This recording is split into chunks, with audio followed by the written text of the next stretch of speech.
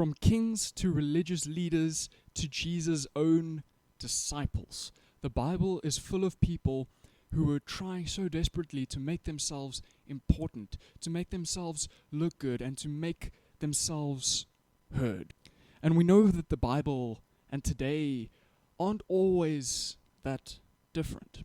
We find today that people are always fighting to have a microphone, to be heard the loudest, to finish first, and to look the best. But just because you have a microphone, that doesn't mean you have something meaningful to say. Hello and welcome to our new series called Influencer. This is a new format that we're trying out where Wednesday is the new Sunday, at least in terms of evenings. So our series for this month or the next few weeks is called Influencer. There are influencers all around us, and some of them gain their influence in different ways. Some people on YouTube, some people on television, some people by the companies they own and the way that they've made names for themselves. But the point is this: of all the people in the world, there are a lot that want their voices to be heard, and all for different reasons. So today we're going to look at some of those reasons and why you should be pursuing a life of influence. So let's start off with what an influencer is. What are we talking about? An influencer is someone who has an impression on the way people behave and think and live their lives. But I just want to make a distinction, because there's this impression out there about influencing people and influencers, as we call those kinds of people, that in order to be an influencer, it has to be on a large scale. You have to be speaking to mass audiences about important things, or about products, or about something that everybody seems to care about.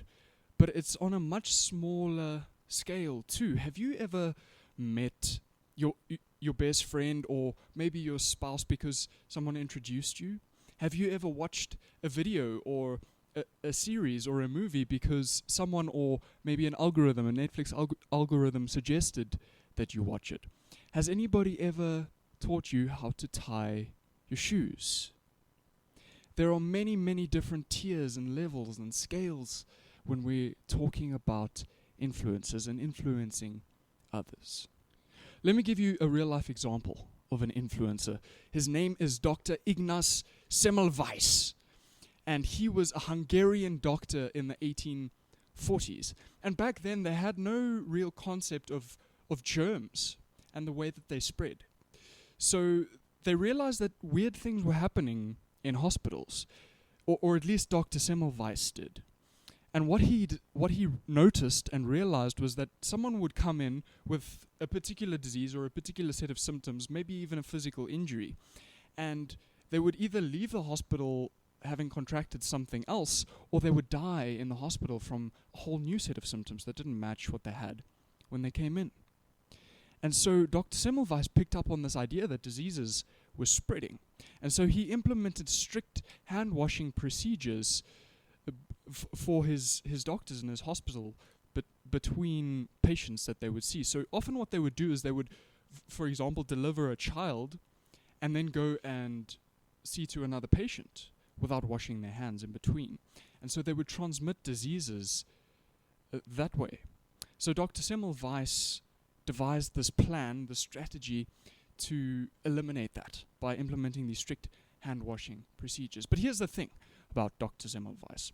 He was known to throw tantrums and lose his temper and talk down to people. And so when people didn't follow his rules and procedures, even though he was right, his rules didn't stick because of the way he interacted with them. And so doctors stopped washing their hands, they stopped following his procedures, and the rates of people contracting new diseases went up and up and up. And instead of impacting the world at the time with this revolutionary idea that we so readily accept today, he lost his job at that hospital.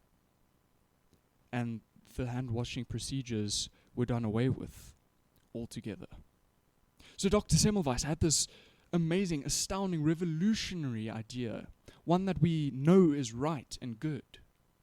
But because of the way he tried to influence those around him, he ended up causing much more harm than good. Dr. Semmelweis had a very important message to share, but he lost his audience. So here's a question for you. Would you rather have an important message with no audience, or would you rather have an audience with no message to share? It's not a very easy question to answer, is it?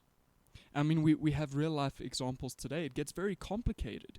We have people on both sides of those extremes, between an audience with no message and a message, but no audience. The great influences throughout history were great influences for two main reasons.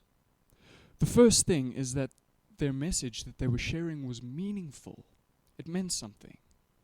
And the second thing is that their motivation behind sharing their message was about something far greater than themselves. There are so many influencers who use their platform and their power of influence to sell merchandise and diet drinks and products, but the world needs more influencers who know how to use their voice to share a message that matters. If you know Jesus, then you already have a message that matters. The message of Jesus, the good news, the gospel of salvation and hope. But sometimes, even though we have a good and strong and powerful message to share, sometimes our message is outshined by our actions or our lack of actions. It's hard to take someone seriously who talks about helping others but doesn't actually do it.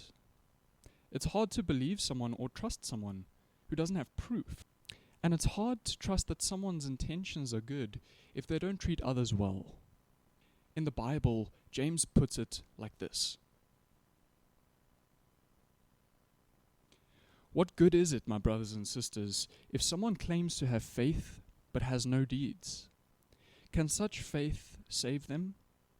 Suppose a brother or a sister is without clothes and daily food. If one of you says to them, "Go in peace, keep warm and well fed," but does nothing about their physical needs, what good is it? In the same way, faith by itself, if it is not accompanied by action, is dead.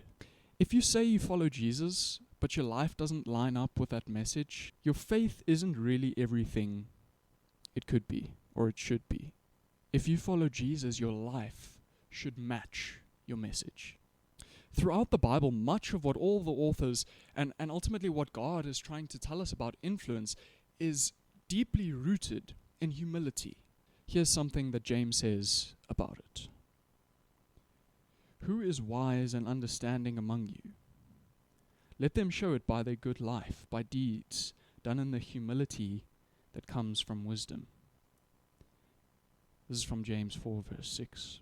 But he gives us more grace. That is why Scripture says, God opposes the proud, but shows favor to the humble.